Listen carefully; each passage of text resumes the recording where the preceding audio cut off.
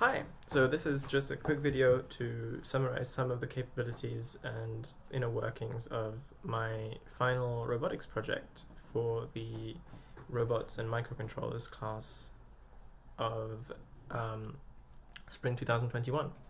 This is what the little gizmo looks like, and right now it's powered through USB to my computer.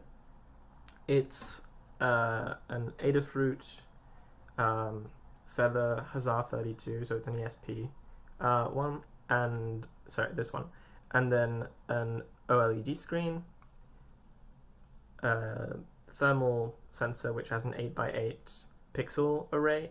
It's not really pixels as it comes out, but we're converting them to pixels for the sake of making it into images, and a little joystick controller gizmo, and a distance sensor. So what this does essentially is it's a camera. It records arrays of temperatures so that you can convert them into images using a piece of code that I've added to the GitHub library that I'm going to be uploading with this. And so what it does, it has several modes. So you have, I'm not sure if this is going to be very visible, but on the screen here you can see that I can navigate with the joysticks. And the first line is always going to be what mode the camera is on. So what conditions are going to trigger the shutter. And we have the choice between a fully manual mode, where you press a button and it records an array, a distance triggered mode, where it records the distance to this sensor, and if the distance is recorded underneath a certain value, then it triggers the sensor, the array generation, so it takes a picture. There is a temperature change setting, where essentially if the temperature rises by a specified user value from its original recording, then it will take a picture, and then it will continue taking pictures for any rise of that same value from the new recorded temperature.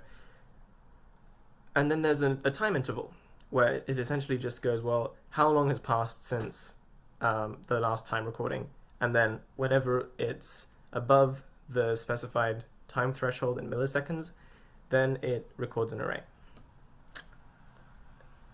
So the first line is the mode. The second line is the input value. So what parameter, what setting, how many milliseconds do you want in between picture taking, or how many degrees Celsius should rise before it takes a picture, for instance. The third value is just an indicator of what value the current mode is recording. So in the case of time interval, essentially it's just showing you how long has passed in milliseconds at any given time, at any given cycle of the code between the last time stamp recording, so when it last took a picture, or when you activated the camera, and when it's supposed to take a picture. So it'll just show you how long it's passed since it last took a picture, for instance, or how many degrees have risen since you activated the camera, that kind of thing. And then the last row is just the camera state, so whether it's active or inactive. If it's active, then the program is running and it'll be generating arrays according to the settings that you've specified. If it's not, then it won't. It will just be prepared, so you can take pictures if you want to, but it won't have to be taking pictures. It won't be taking pictures without you activating it. So for instance, right now I can go to manual, and I can make sure that my mode is active. So I'm just going to go here, active. And now if I press this button, or press the joystick to the right, then it'll generate an array. And I can demonstrate this by connecting to the Arduino IDE on my laptop and just collecting this array that's been generated. So right now I have the camera set to take a picture once every 10 seconds. And if I look at my serial from the Arduino IDE, I can see that every 10 seconds I will get a new array from the connection to my computer. Here it just generated the second one. So what we want to do is we want to take these arrays of degrees Celsius values and convert them into an image somehow. And I'm just going to copy this array and paste it into this little piece of Python code that I've made that is going to be included in the GitHub project for this particular work. It's pretty simple. Essentially, I can just paste this array in as it's pre-formatted by the previous program as so that it fits directly in Python as a NumPy array.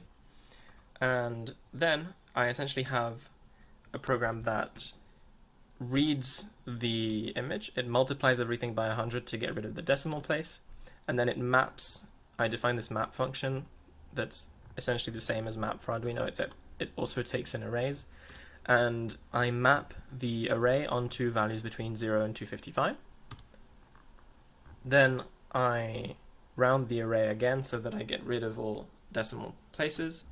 I rotate the array once 90 degrees to the left, and then I generate a final image, scale it.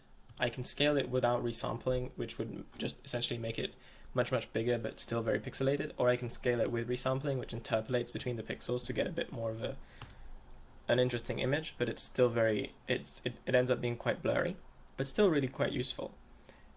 And then I colorize the final image by just applying a ramp scale between two colors from black to white, show the image, and save the image to the project directory. So if we run this, what will it look like? So I'm going to start the program, and it generates this image, and you can see that it's taken a picture that includes my face looking at my laptop. And if you go to the project folder, here it is, saved as image.png. And that's more or less it. The program is quite simple. Other than that, there's not really much to go into. And I have it on my GitHub here with a little bit more documentation and instructions at github.com/philiusdg/JoyThermalCam in upper camel case, the last word.